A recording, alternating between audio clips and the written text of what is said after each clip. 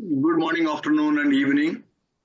Today we are going to have a very interesting book to reflect on. Before that, we have two birthday boys, but looks like both of them are not come here, but we'll wish them in their absence here. B.S. Sriram and Arvind Mayer. So Very we'll nice. convey our group wishes to them and we'll move on with our session. Yeah, happy birthday to both of them if they watch the recording later. And Happy look birthday, at Mayer and Sriram. yes, look at Sriram's headgear and look at Arvind's footwear, and they are both living life to the full. So they're also part of the family and animals. Yes. Okay, very good. Okay. Over 80 years ago. That was a great sneak preview, Srinivas. Thank you for that. And with that, we can begin our session. Before I hand it over to Komod, our Reader of the Month, I just want to say, in appreciation of her having woken up uncharacteristically early in Dubai and also having done her homework very well, but as the reflectors would vouch for it, she had provided them excellent briefs. So we are looking forward to a very good session thanks to her team. So with that, let me hand it over to Komod as the Reader of the Month. Go ahead. Thanks, Milind. There's some disturbance. I'm not sure. Let's see. Can everybody shut their microphones? Abdul? Okay, I'm so glad to see Anjali and Anu as the two females on the show today, along with Zeenat. Finally. Okay, everyone. Hi, good morning. Yes, it's very early morning for me, but wherever you are, morning, afternoon, evening. And welcome to this new or next book club session, which I rarely attend. Milind is always, sort of after me to be there. And today here I am. Yeah. So this month I've chosen My Family and Other Animals by Gerald Durrell, partly for its joyful storytelling, but more importantly to honor the author on his 100th birth anniversary. Durrell was born in 1925 in India, in Jamshedpur, and he was a British naturalist, writer, zookeeper, and pioneering conservationist. Best known for his autobiographical books, especially My Family and Other Animals, he combined humor, storytelling, and a deep love for wildlife. His early fascination with animals shaped a lifelong mission to protect them and to inspire others through his writing. He also founded the Durrell Wildlife Conservation Trust and the Jersey Zoo, becoming one of the first to champion saving endangered species through captive breeding and habitat preservation. Published in 1956, this book is a charming and often laugh-out-loud memoir of his childhood in Corfu, where he spent 5 years with his family. But it's also something deeper, a vivid portrait of a young boy discovering his place in the world through a passionate connection with nature and through the beautifully chaotic family that surrounds him. Durrell's writing celebrates curiosity, eccentricity, and deep sensitivity to the world. His ability to find wonder in a beetle's wing or a gecko's antics is infectious. At the same time, his family, with all their quirks, brings color, warmth, and unpredictability to the narrative. The result is a story that's both tender and wildly entertaining. If you've seen the 1.5-hour film on YouTube on the same book, it's really hilarious. Reading the book is hilarious, but the movie is outstanding. So I'd urge you to, go through that at some stage. To help us dive deeper into the book's richness, I've invited, or Milind has invited, 3 members on my behalf to reflect on different aspects. This is the brief for them. Very quickly, I'll take you through it, but I leave it to them to, sort of go through what they have. First, Trivi, he will explore how nature becomes a living, breathing presence in the story, not just as a backdrop, but a force that shapes Gerald's emotional and intellectual journey. He'll reflect on Gerald's bond with the natural world, how he brings animals and the Corfu landscape to life, and moments when nature shapes moods or events. Next, we have Ajay, who will focus on Gerald himself, both as a curious child and as the narrator, whose voice and child's eye view shape how we see Corfu, his family, and the delightful absurdities of life. He'll reflect on the qualities that make Gerald's voice so engaging and endearing, and now he balances being a participant and a chronicler.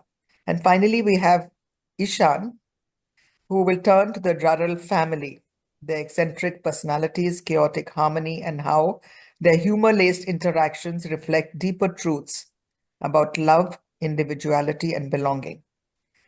He'll highlight what stood out about some of these members, Larry, Leslie, Margot, and Mother, and what makes their dynamic feel both real and hilarious.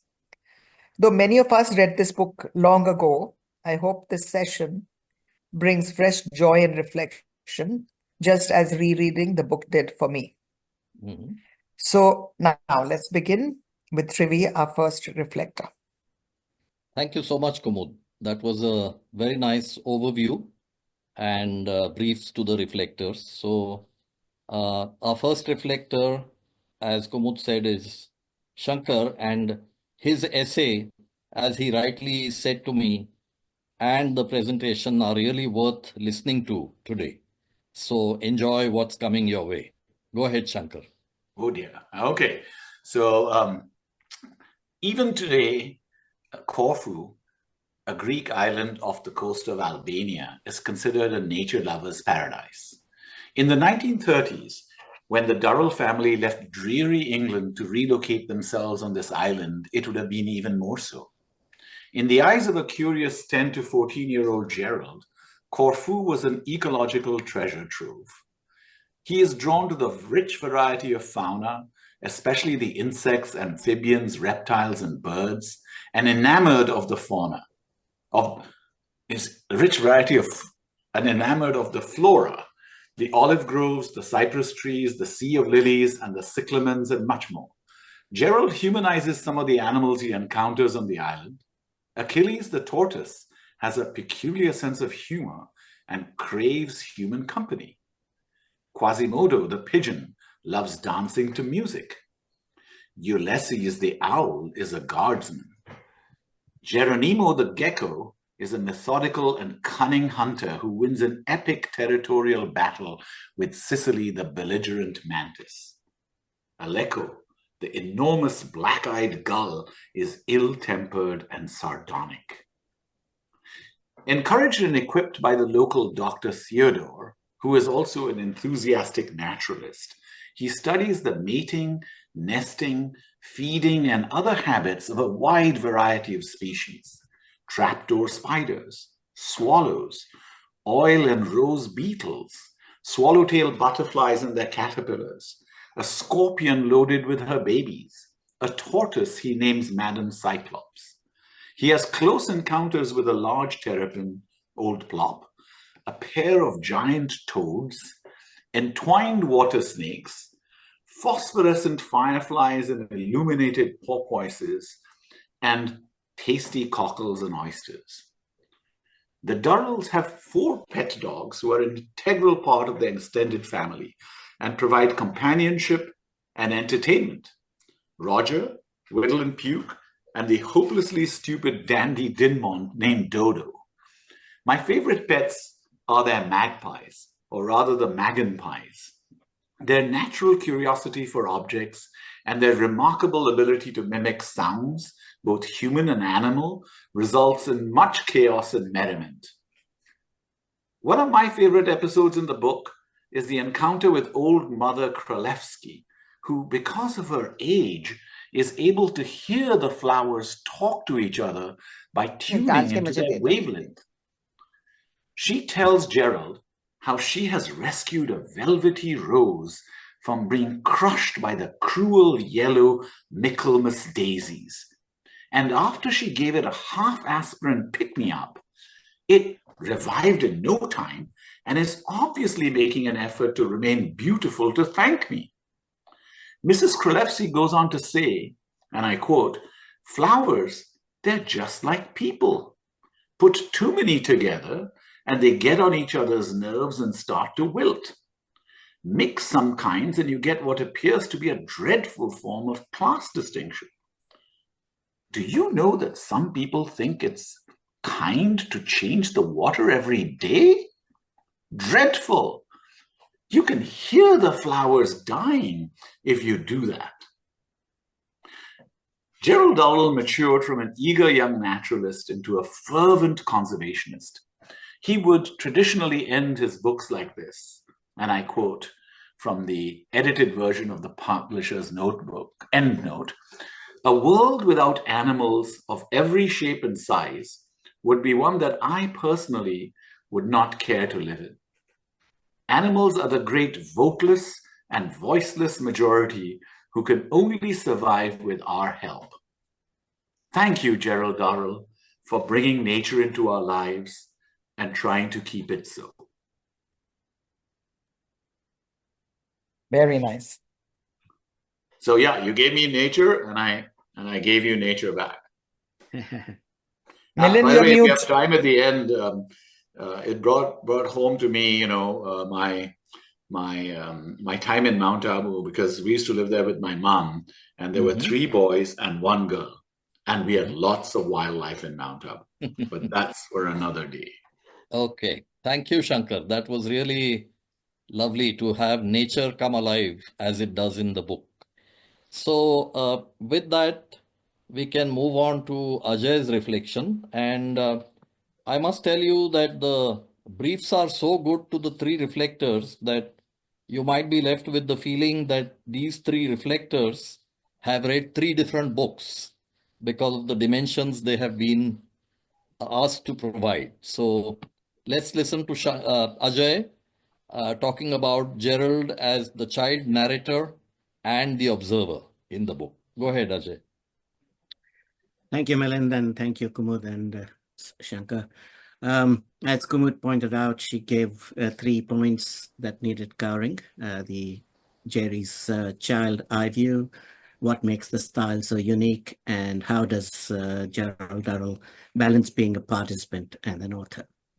So let me answer that in one word firstly, by saying all 3 aspects have the same answer perfectly. Let me start by making the assertion that I do not think that Durrell would have had a bestseller if he stuck to an adult style of writing. Adopting the childlike approach allowed him liberties that he might not have got away with had it been any other viewpoint. Durrell doesn't write like a stern naturalist. He writes like a 10-year-old explorer fueled by wonder. His child eye view transforms Corfu into a wild playground, where every stone wall, bush, and dusty track hides a discovery. He isn't concerned with geography or politics. He's too enthralled by beetles, lizards, and the endless quirks of his family. This perspective leads the narrative a sense of freedom and magic. Durrell's writing is conversational, playful, and rich with wit. His humor, though exaggerated, remains affectionate and self-deprecating, turning even the most chaotic moments into enduring scenes. His storytelling flows seamlessly between comic farce and lyrical naturalism, keeping readers engaged between both family antics and nature's wonders. He embraces unpredictably both human and animal natures, allowing each scene to fold organically. Durrell's ability to blend humor with wonder shines in the scorpion in the Matchbox episode. Young Jerry proudly brings up Mother Scorpion and her babies to the family's lunch, only for them to escape onto the table, triggering mayhem. His brother Larry, ever the dramatic intellectual, and also my favorite character, declares impending doom. Leslie reaches for his gun. Margot shrieks, and Mother valiantly tries to maintain decorum, while Jerry remains fascinated by his tiny, glistening discovery. The comedy stems from the family's exaggerated reactions. Larry's theatrical panic, Leslie's impractical gun obsession, and Mother's futile attempts at order. Durrell's dry tone amplifies the absurdity, painting the scene as an entirely preventable disaster. Yet, amid the chaos, Jerry remains transfixed by the scorpion's delicate beauty. His awe starkly contrasts with the family's hysteria, grounding the scene in a naturalist's reverence for even the most alarming creatures. Throughout the book, Durrell juxtaposes absurdity and wonder with effortless charm. His vivid anecdotes, like the magpies stealing cutlery, a baby owl's first flight, the turtles making love, always lead back to his core passion, celebrating life in all its form. By the end, Jerry has spent about 5 years in Corfu, beginning at 10 and leaving around 15, laughing, learning, and falling in love with wildlife. Though the tone remains lighthearted, his deep admiration for the natural world subtly shapes him into the world-renowned conservationist that he would soon become. He leaves us chuckling one moment and staring in wonder the next, convinced that even the tiniest creature deserves our admiration. I love the book. Larry, despite his seriousness, is portrayed a larrikin. The mother, is calm, charming, and caring. And on that note, I'll thank you and say Happy Mother's Day to all you mothers. Wonderful. Thank you, Ajay. That was a very, very nice reflection to really show us what celebrating life in all its forms meant for this zoologist author. So, at the cost of taking a minute, in case you have missed out on what the first page in the book says about how deep the passion of this author was, that he wanted to take care of life in all its forms even after his death. So let me read quickly a few lines. Gerald Durrell's childhood efforts at zookeeping, which so bemused his long-suffering family, were the beginning of a lifelong dedication to saving endangered species. What he learned on Corfu from mentors such as Theo Stephanides inspired his crusade to preserve the rich diversity of animal life on our planet. This crusade to preserve endangered species did not end with Gerald Durrell's death in 1995. His work goes on through the untiring efforts of Durrell Wildlife Conservation Trust. For further information, the book says, please visit durrell.org or americanfriendsofdurrell.org. So I thought it's important enough for all of us to know. And with that, let's go to the third reflection for today, which is going to be provided by Ishan, and he will talk about Jerry's wonderful family that he uses in the title as My Family and Other Animals. Go ahead, Ishan. Thanks. So I've started by looking for what binds them together. And I've said eccentric, experimentative, tolerant, and supportive. So before we discuss the obvious differences and quirks across the various family members, I feel that these 4 attributes seem like traits and values that bind this family together, almost like a bunch of different animals coexisting in a forest, doing their own thing throughout the day, after coming together to the nearest watering hole early in the morning. Various examples of this come across the book, all of them complaining, yet allowing Gerald his strange fascination with bringing strange species of animals and insects to stay in the house. Shifting countries and houses to accommodate Larry, who seems to live a life of leisure while pretending to be an intellectual.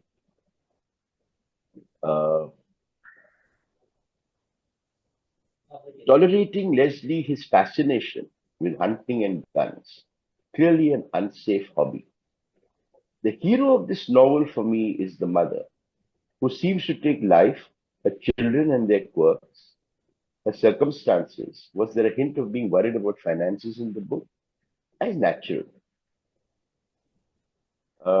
I cannot think of any other single mother who would be able to retain her sanity. Alcohol seems to be helping with an animal farm, both literally and figuratively, as she does. Reflecting the times, I guess, the least fleshed out character to me is the sister-daughter Margot, who besides having a view on diet, fashion, looks, has no strong outlandish character flaw. Not lazy, not insect mad, not gun mad. Which brings me to the times the book and the characters are living in. A time of empire, of adventure, of hankering for the exotic, the unknown, and the slow pace of life that allowed these luxuries. Perhaps that helped in the ability to be tolerant and give space to one another, to be supportive, changing homes when guests are invited without consultation, finding snakes in the bar, having guns explode by accident, and to be eccentric and experimental. Overall, the family and the menagerie they represent seems almost unreal, and that gives the book its special quality. It took me a while to appreciate the book till the characters drew me into another world and the intricacies of that world and the characters that inhabit it. Thank you, Ishan. I'm glad you point out that the mother in the whole story was the glue that kept all these characters together through those years in Greece and on Corfu. So brilliant three reflections today, and thank you for all of them. And now we'll turn to our guest speaker for today, Dr. Zeenat Reza Khan, who Kumud has invited to our session. And you will quickly see why when she introduces her and then guides a freewheeling conversation with her. So Kumud, go ahead. Yeah, so just before I introduce Zeenat, Yanks, I just sent you a PDF on our little chat thing. Could you put that up? Can you check, Yanks? It's up, Kumud. Is it her resume? No. I just sent you something, a PDF. Actually, I wrote to the Gerald Durrell Wildlife Conservation Trust asking for attendance or a video audio message. It will take a minute, Kumud. Okay. Yeah. Whenever you're ready then. Yeah. Sure. Okay. So let me introduce Zeenat Reza Khan, our special guest speaker today. On a professional front, Zeenat is the founding president and the first non-European board member of the European Network for Academic Integrity, ENI, in the UAE.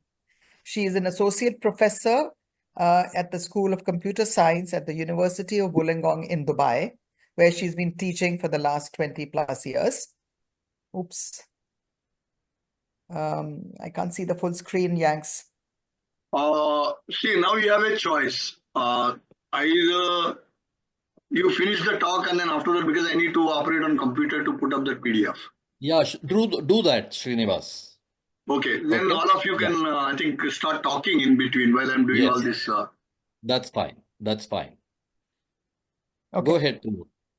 Okay. I think you people can just talk. I mean, I think Zeenat, the introduction that I think you can do Okay, it a bit later. Just keep it as the big screen, Srinivas. It's okay. I have my own PPT. I can look there. So she's been teaching No. since 2001, and she's built a reputation as a national and international award-winning academic with over 80 publications. I put her LinkedIn profile here for anybody interested. Mm-hmm. More importantly, Zeenat's personal story is what brings her today to our book club session. Why? Because she grew up inside Dubai Zoo. Wow. Yes, that's right. Her father, zoologist and wildlife expert Dr. Reza Khan from Bangladesh, took charge as the zoo's director in 1989, and the family lived in a sprawling house inside the zoo premises for 28 years Wow. until it closed in 2017 when all animals were relocated to the new Dubai Safari Park.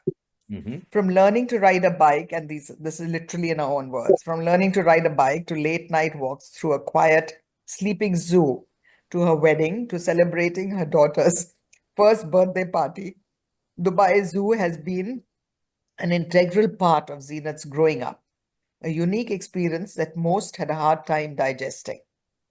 Next, please. Zeenat is also an author who has recently launched a children's book series to share the magic she experienced growing up inside a zoo, along with her, siblings. At the heart of the series is the story of two curious kids gifted with special powers who live inside Dubai Zoo, where animals are more than friends, they are family. So, reminds one of My Family and Other Animals by Gerald Durrell, doesn't it? That's the series. It's available on Amazon. Zeenat has kindly agreed to a freewheeling conversation with us today, talking about what life was like living inside a zoo, the everyday magic of living among animals, and drawing parallels with Gerald Durrell, among other aspects. A warm welcome to you, Zeenat, to our book club session. We look forward to an exhilarating conversation with you, followed by a brief Q&A. Thank you so much. Good morning, everyone. What a pleasure and exciting experience for me as well. The concept of book clubs don't exist anymore. And as a teacher, it's very sad to see that in the generations that we are raising. So when I actually got this email, I had to read it 3 times to actually understand, oh, it actually is a book club. Wow, that's amazing. So it's an absolute pleasure to be here. Thank you, Kumud, for the invitation and having me here. I do hope I can add some value to the conversation. Okay, super. Thanks, Zeenat. Let me start with an opening question for you.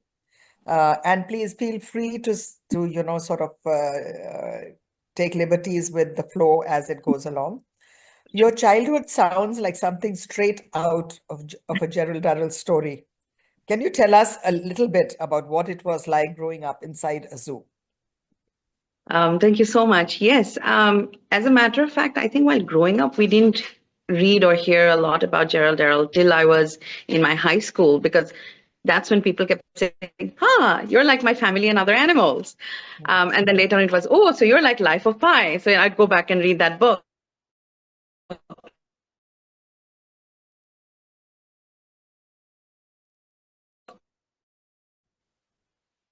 Nothing what it is today. We had a small zoo, 20 hectares, really outside. It felt really outside the city. Smack in the middle of desert and overlooking the sea. And they said there was a villa. It was built by the late Bullard. He loved animals. He had a little menagerie of his own. And the Sheikh of Dubai has said, why don't you walk 20 steps this way and whatever steps that way, and that's going to be your zoo. You create a zoo for me. So he had built a villa for himself inside that compound. And that's what we ultimately inherited. And that's where we lived and we grew up.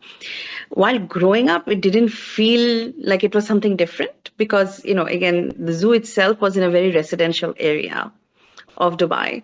It's only when I think I was in my senior school and then later in university that in our conversations, really people took double takes and looked at me and go, you did what? You grew up where? Like inside the zoo. So it really, like the perspective that, oh, this was actually a different childhood than everybody else's, kind of started sinking in. So that's kind of like a gist of the whole experience. Excellent. So were there moments when the animals felt like friends or family? And do you remember any particular animal or an incident that has really stayed with you? Yeah, so when we first moved into the villa itself, because the villa used to be used as a store before we came in, they had a monkey, rhesus monkey, that was chained to a tree. And please remember, this was like 1989. So a lot of some things that I say might be like eyebrow type situation, but to us, it was like, and he was such a funny character. He would look at us and he would do this little thing with his eyebrows going up and down, like communicating with the kids, not the adults, just the kids. So, and he was there for the longest time while we moved in. An animal cannot stays chained, so we need to figure something out for him. As my dad used to call them, never cages. It's a room of his own, and dad made sure he was right next to our house. So he stayed with us for a very long time, and over the years we had my dad had rescued a chimpanzee baby and 2 gorilla babies, and they literally grew up in our compound outside as well. So these are the animals that really felt like family because they grew up with us, so to speak. The keepers that took care of them lived inside the zoo as well. So they'd be coming at 6 in the morning while we are getting ready for school, and they'd be walking with the babies around our home, and we'd be walking out and going, "Hi Diana, hi lady, good morning," and then going to school. So they were like siblings that we were growing up with. That's what it felt like. Great. So tell me, Zeenat, Durrell's stories are full of funny misadventures. Did your home inside the zoo have its own brand of chaos and comedy? Oh yes. Oh yes. I'm Let's sorry. hear about it. Yeah, okay, the lights came on. Oh yes. And a lot of my book series is based on those stories, because when you tell those stories, people don't believe it. Like, did that really happen? Yes, it did. And one of the funniest is when the python's babies escaped, because the python gave birth, to laid eggs. And when they hatched, they didn't realize that the mesh that was around the holes were not small enough to stop the babies from wriggling out. And they did, and they were all over the zoo.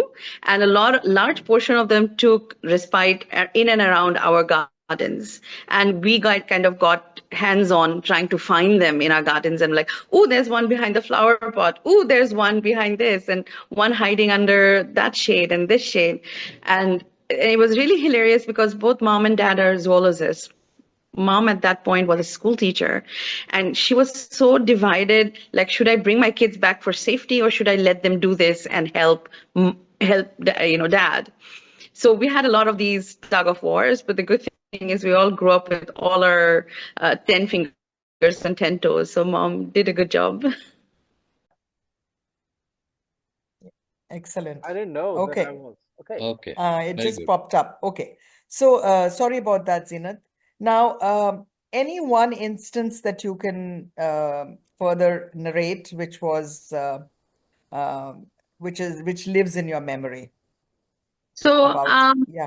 I'll share the story of the cheetah cubs. So what happened was, especially around that time, sorry, the light's not coming on again. Mumtaz, can you switch on the light? Mumtaz. Sorry, I'm actually in a hospital. My daughter got admitted for something. It's small. It's not really scary, but here I am. Life's quirks continue. So what would happen is they would confiscate these cheetah cubs because they were being smuggled from Africa out into Europe, and the Dubai was kind of like the gateway. So Dubai customs would usually confiscate these cubs, and then they would send them to us. Now, it was of course fun for us at the beginning because they're cubs, and they're like kittens, and we get to play with them, we get to help mom and dad feed them and clean them and keep them and everything. But the devastating side of it that really also kind of made us grow up really fast was the fact that cheetahs have a lot of inbreeding that happens in the wild because they're such a small community. And because of that, they really need their mother's milk and all the potential antibiotics and all of that comes with that milk to survive. And these cubs, because they're taken away from their mother, they never get that nutrition and that antibodies. And they actually die most of them died. A very few, if they've been taken away from mothers, actually survived to adulthood. And we as children didn't know that. So on a regular basis, we'd get these cubs and we would try to hand rear them and everything. And eventually they would pass away. Once, twice, thrice. And, as children, you get very attached to, we would think of them as ours. And then we'd be crying. And I remember my younger brother, he sings. And there was this one time that he was bringing up a kitten. I'm calling it a kitten as well, because that's what it felt like to us as children. And when it was dying, he was standing next to it, crying and singing to it. Because that's what he'd do usually in the night. It would be in his bed and he'd be singing and they'd fall asleep together. So I think that experience in itself kind of taught us humility towards nature, life and death. And at the same time, it really made us grow up so fast towards the inhumanness of humans. Like how can you take babies away from their moms? It wouldn't make sense to us. And then dad and mom would just sit and talk to us about it. And they'd be like, we don't want you to go through this, but at the same time, this is reality, what's happening. And you should know, because also life and death are a part of growing up. And because we were away from family from Bangladesh, we were like a very single, family unit here. My dad was like, this is another way of experiencing loss in family. So I think this has really stayed with me growing up, that, while we say we are human, a large portion of us don't really show humanity, forget towards animals, even towards ourselves. Yeah. Very well said. Very well said, Zeenat. Thank you for sharing that. You've channeled these experiences into a children's book series. What inspired you to do that, and what do you hope young readers take away from it? And that's my last question to you before I throw the floor open to everybody. Okay. So I have a daughter, and I think motherhood, on Mother's Day, I will say this, that motherhood's really kind of groomed my experiences that I had while growing up. And my daughter was a voracious reader growing up, and she loved to listen to stories. So I wouldn't have enough time buying books, so I would start making up stories at bedtime. And I was like, what do I write? I'm like, what do I tell her? I'm like, okay, I'll just kind of, embellish my experiences and make it into a story. So that's where it really started, from as bedtime stories for my daughter. And what that eventually did is, she was so sharp, I wouldn't remember all the details. She'd be like, no, Mama, you said Tara did this in the last time you tell the story. Why is it changing? I was like, oh gosh, girl. Okay. And by the way, I was doing my PhD at the time, because I got pregnant and I got my scholarship in the same month. So she grew up with me and my PhD. So that's parallelly, I'm trying to do my PhD and I have to keep a track of the story. So I started writing it down and reading it out to her, just so she wouldn't do this to me. And eventually, one of my friends read this and said, have you got more of these? I was like, yeah, like a dozen. So she's like, you need to get this out, because this is a fantastic children's story. And so that's where it kind of started from. And eventually, last year, I got a UK publisher who also has a housing in Dubai kind of pick it up and said, yay, we'll publish it. Thank you so much, Zeenat. That's wonderful. Before I throw the floor open to, they're already on the side chat. There are questions I'm sure everybody wants to ask you. Just one question. I mentioned briefly that I wrote to the Durrell Wildlife Conservation Trust requesting for an audio or video message, because it would be too early in the morning for them. Mhm. And I received an email from them. I'd been in touch with somebody, I'd called them. Here is that email. They couldn't send a message or be here, but it's very sweet, the message for our group. Yanks, can you put it up, please? And then we'll have the Q&A with Zeenat. I'll read it out to you.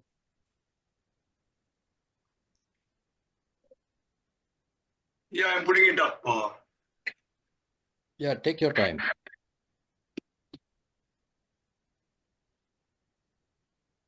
Do you see it, Kumar? Yes. Can you scroll it down? So I'd written to this to Chris, who's the learning manager who coordinates with schools for the zoo and the Conservation Trust. And she wrote back after follow-up and follow-up and follow-up. Dear Kumud, I forwarded your message to Lee Durrell, Gerald Durrell's widow, to see if she is willing to send a message.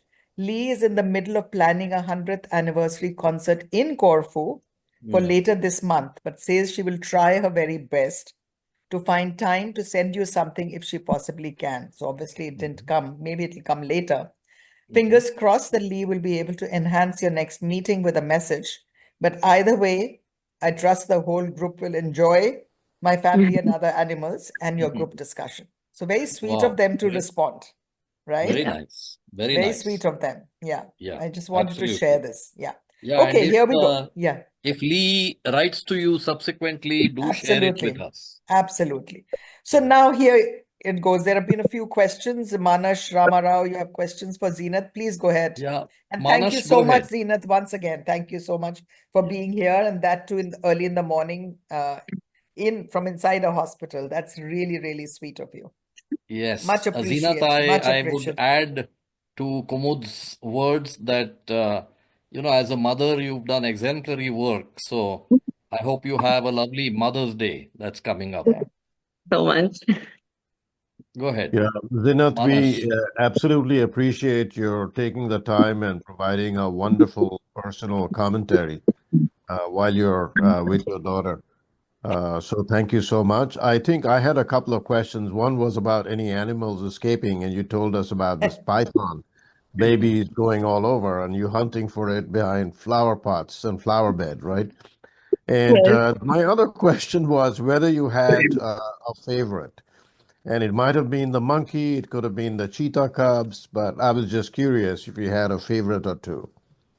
Our favorite actually was this Siberian tiger because he had this quirky habit of turning and spraying pee on guests. And that's not the reason we loved him. It's because we had an aunt on my mom's side. She really detested animals. And she had somehow convinced my parents not to get us pets when we really desperately wanted pets. So we took her for a walk to the zoo, and we took her next to that cage, and we moved away because we knew exactly what it was going to do. And it on cue, the tiger was called Raja. He turned around and he sprayed her, and the expletives that came out and the way she ran, for us as kids, I know it sounds really cruel now, but as kids, what a moment that really was. And from that point on, for my brother and me, he was our favorite. And he was, I think, almost 22, 26 when he died. And it was, again, such an emotional thing for us that, we were saying goodbye to him, and the whole city said goodbye to him. The kids were coming and putting flowers and cards next to him, wishing him get well soon. And then when he passed away, same thing, just like you see in cities, people putting flowers and candles. When something like a death happens, people were doing that. So he really felt like our favorite, particularly because he did that for us. Okay. Thank you so much. Anyone else with questions for Somebody Zenith? Somebody asked a question about your books, Zenith. Guys, on the PPT on Zenith, the link to Amazon is there, and she's had 4 books And can published you already. re-show the covers of the books? Because I think they're really lovely. Mhm. You can display that Yanks? somewhere, Yanks. They're not available. I just checked on Amazon. I couldn't find them. So It's on Amazon.ae, I think. Yeah, there they are So on both the slide.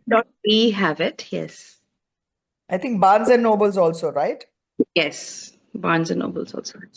Mhm. Says Amazon.ae. So many of us here are grandparents. I'm sure Yes. this will enhance their library, these books. Will be wonderful. Like, On Amazon Kindle, and they're available. okay. Good. Yanks, will you Thank put it you. on the WhatsApp group? We'll do that. Thanks. Yeah, Thank Zenith, you. we may want you to autograph it also. At least I'd like mine. You need to come back to Dubai, Rama. I'll come first time on the other. You should have told me this before. We'll do a story reading and we'll have Zeenat come and do autographing. Yeah, Yanks, could you definitely. please put it back up? Really nice. The 4 books. Looks very fascinating, the Ah. books. If you can put them up, please.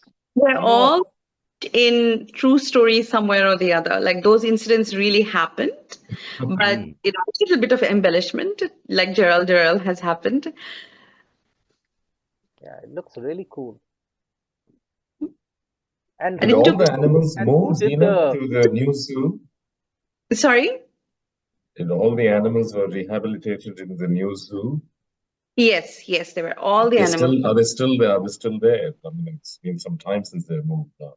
Some animals are still there, but some have passed away because they were in old age or because the move itself might have been stressful and things like that. Some of them are there, yes. Especially the giraffe used to be, as I wrote in the chat, my children's favorite when they were growing up in Dubai. I used to love going there and seeing the giraffe, and absolutely great time. That zoo inside the city was completely unique. It's so Yes. accessible.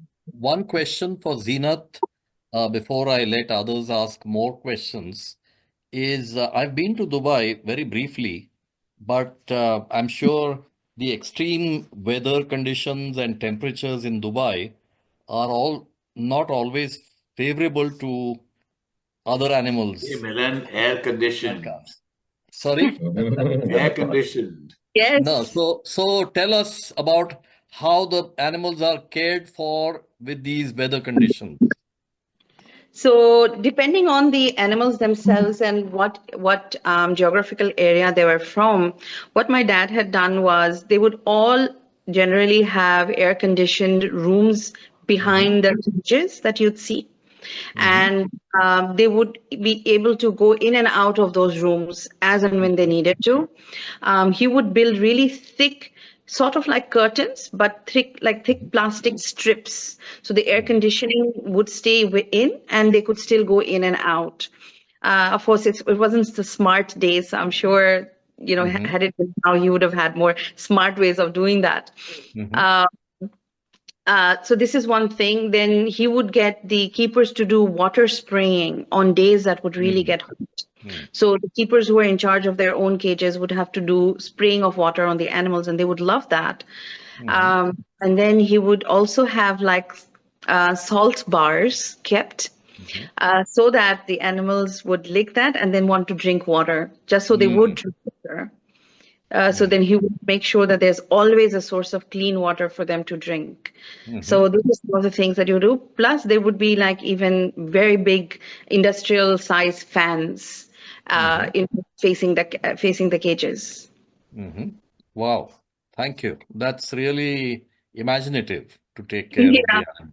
He did what he could with what he had, because again, 1980s and 90s, not the most in terms of the kind of funding or the kind of access that he had to because this was a very small zoo.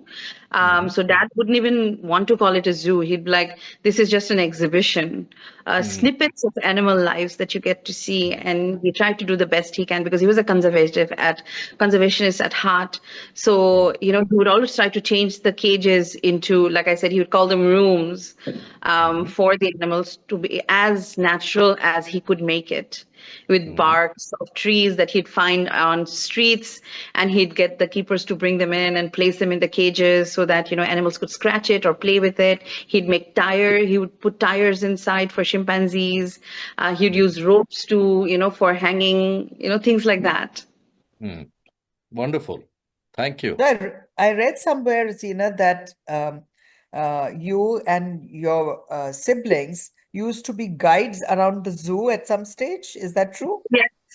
So again, especially in the 90s, because we didn't, by I think end of the 90s, we got guides, like they were hired. But till then, we were the ones doing it. So we'd be roaming around, usually after school or on holidays. Dad would be like, go, go, there'll be a lot of visitors, help us. So we'd be around the zoo helping, talking to kids. This is an animal. This is what this animal is. This is where it's from. This is what it loves to eat. Would you like to, see more or know more? And then Dad had brought out these zoo guides. So we would always carry those with us. So, if people wanted to buy them, we could also help with that. And then when the zoo did exhibitions in Trade Center is and still is like a hub for exhibitions in Dubai. At that time, it didn't have the sprawling exhibition halls that it has now. It just had that one building. So when we did exhibitions there, again, we'd be invited to come and stand and help Dad with, explanations and things like that as well. Did your kids have names for these animals? Did you name them? Not all, but some, like the gorilla baby, the 2 gorilla babies, 1 chimpanzee baby, and a couple of the cheetah babies. Mom was very adamant that we don't name animals. I didn't understand then. I do understand now that the whole thing was that as children, we'd get too attached. So she was like, no, you can't name all animals. Pick a couple and then stick with those. Don't name all animals.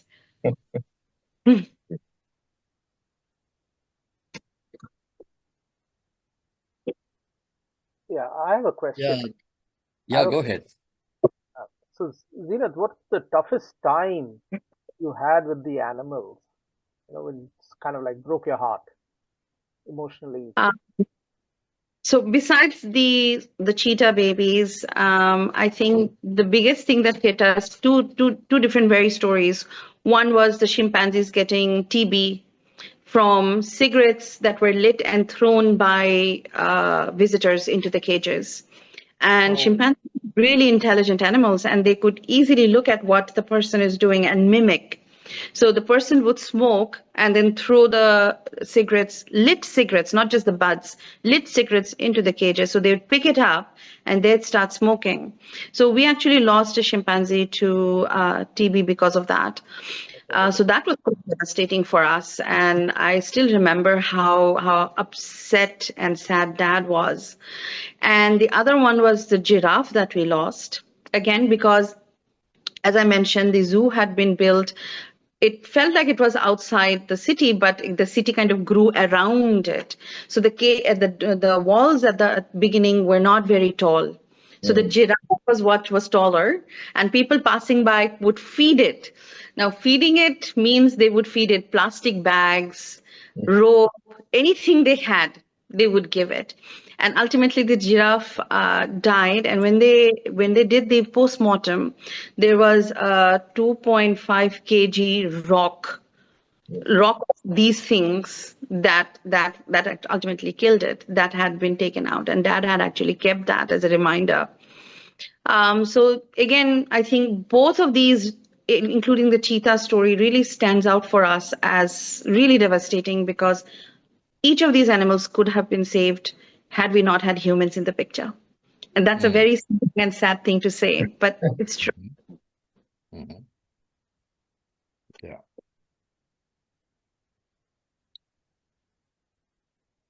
This is really eye-opening. Yeah, go ahead, Ajay. Thanks, Milan. Zeenat, that was an excellent expose to your life in the zoo.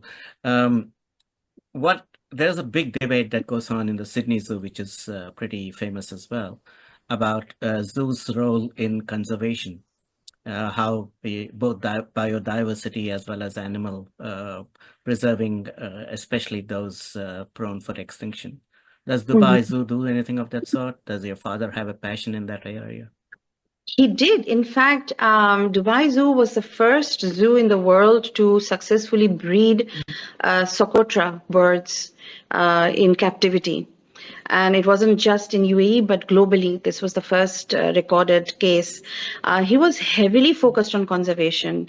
And this is why even we had, for instance, greater flamingos, which again don't usually breeding in captivity. So Dad did a lot. Like for the flamingos, I still remember he would go and bring mud and by his own hand he'd be creating those sand pits for the flamingos and then putting worms inside, just trying to create like as natural a habitat as possible for them to feel like yes, they were in nature.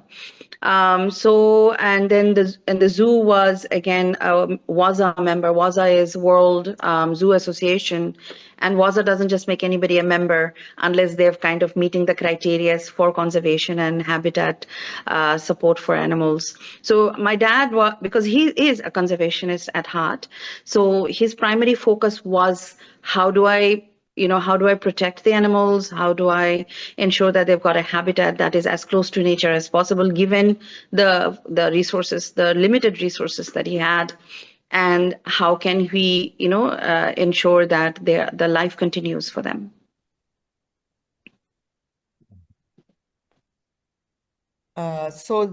Just to tie in with the book that we have read in this session, or we've reviewed in this session, and your story, as a final comment, unless somebody else has another one.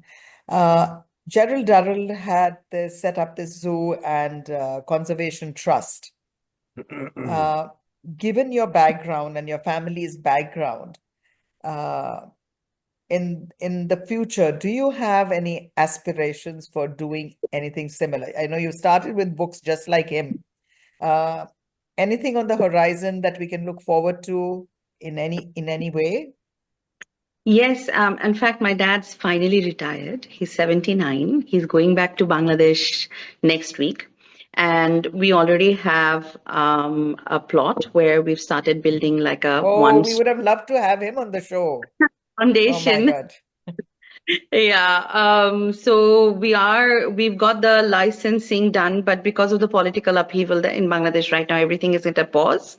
It's going to be called the Khan Foundation, where on more for my dad, for what he's done and what he's doing for nature here and back at home. We are going to be running that as kind of like a teaching center. And is this in Dhaka or in down south or up in the north?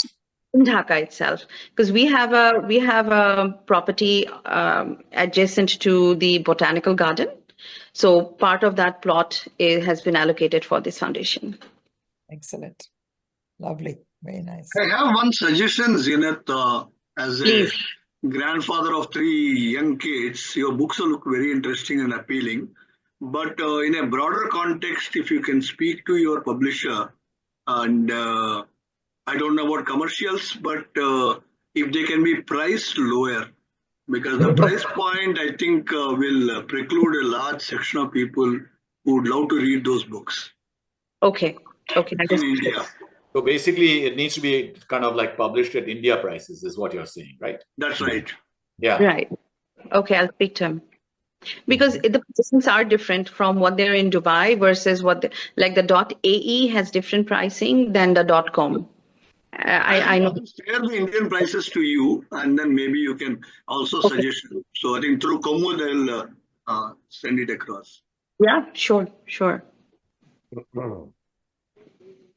This session has really opened my eyes to how precious animal life around us, the environment and nature is as human beings, and we need to preserve it as well as possible. I'm reminded of 2 other women whose work I became a little familiar with, thanks to my mother, who wrote about them years ago. One who all of you may be familiar with is Jane Goodall, who did a lot of work with chimpanzees over 60 years. And I just looked her up. She's 91 years old, and yet her quest for this chimpanzee life continues. And the other lesser known woman who did an equally intense study and for long years on elephants, primarily in Africa, is a lady called Cynthia Moss. So I thought those of you who appreciate animal life and nature might enjoy reading works by those 2 great women and animal lovers. Jane Goodall still does talks. In fact, just 3 years ago, I went to a talk in Sydney from her. Wow. So Yeah. she still goes around traveling the world doing talks. So it's certainly actually, worthwhile going. yeah. Here in Actually, there's also a really good series of books. I think it's Adam's Family or something. They used to live in Masai, the edge of the Masai Mara. And I remember getting their books as prizes, you know, at high school, because I was quite interested in zoology and botany and so on. So whatever, they would always pick these books to give to me as like a prize or whatever. Incidentally, if you're interested, I put a link to this personal essay that I've written, because this book reminded me of my childhood. Yes, Dina, So everything if you have okay? any comments, it'd be great. This is not yet ready. I need to reread it a couple of times before. But think about it, right? Mount Abu is like an island in the middle of the desert. You know, those of you who have ever visited it, it's not an island in the sea, but in the middle of the desert. It's got this unique flora and fauna. And somehow we ended up in a house at the edge of the jungle. And so, and my family is pretty eccentric. You know, my mom would smoke and drink and so on, just like mother. And there were 3 boys and 1 girl, which is why those of you who met my sister will probably now relate why she is who she is. And literally, you know, we would go out for hikes, and we'd be tracking the bear, and, you know, catching beetles and butterflies, and, you know, studying caterpillars and whatnot. And the highlight of our stay, although I was by this time at IIT, was when our pet golden retriever died. We were visited. We used to have 100-odd chickens as well in a chicken coop, and a tiger visited us. And the tiger smashed into the chicken coop, ate 20-odd chickens, the rest 80-odd died of fright, you know, and then the tiger decided to sit on the roof. Okay, sit on the roof. This is a wild tiger. Never been a tiger in Mount Abu. And then my mother, you know, we used to have these kind of weird phones. You know, we were number 124 and the school was number 4. And so she dialed the forest department. And the forest department showed up in their Jeep and ran into the house. And my mother says, no, the tiger's on the top. You know, you better, hey, madam, chai peete and all, you know. And all. My mother said, we need to get rid of this tiger. So finally she took their rifle, went outside and fired some shots in the air, and the tiger ran away, you know. Wow. And they preserved the footprints of the tiger, because nobody would otherwise believe that, you know, a tiger just showed up. And yeah, so that was like one of the stories. And we had like lots of, you know, injured birds, porcupines. We had a cobra on our property. Yeah, we built like a mini kind of, you know, paddle pool next to our, That explains your behavior also, Trivi. So I would imagine so, yes. That's why I was always a bit wild, you know. That happens in the company of animals. Yeah. So anyway, read it. I haven't yet run it past my siblings, you know, to check. I'll share it in the book club WhatsApp. Yeah. Milind, But I will touch it up. I'll improve it as well. It's not yet ready. Okay. Milind, I hope you're not calling us animals right now. No, my family and other animals is enough. What I found fascinating was that this whole family is a very India-centric family. And you know that guy Lawrence, the elder brother who was a writer, he went on to become a very famous writer. He wrote a book called The Alexander Quartet. So actually, when, you know, they were making fun of him being a writer and this and that, the poor chap actually did go on. And then Gerald actually went to Assam, you know, Kaziranga and places like that. Yeah. And his zoo in Jersey, Shankar, is still doing work in the northeast of India, from what it describes on the website. And his siblings were born in Mymensingh in Bangladesh. Yeah. And the personal connection is that the father, Gerald Durrell's father, actually died in Dalhousie. Oh. and I think was born in Roorkee, which is where Ishan grew up. So, you know, I didn't Burnpur, but Roorkee close enough. We just visited for but what I get your geography right. Sorry, my husband is correcting my geography. The state is the same. Thank you. Country is also the same. Anjali, the country is also the same. State is the biggest state of the country.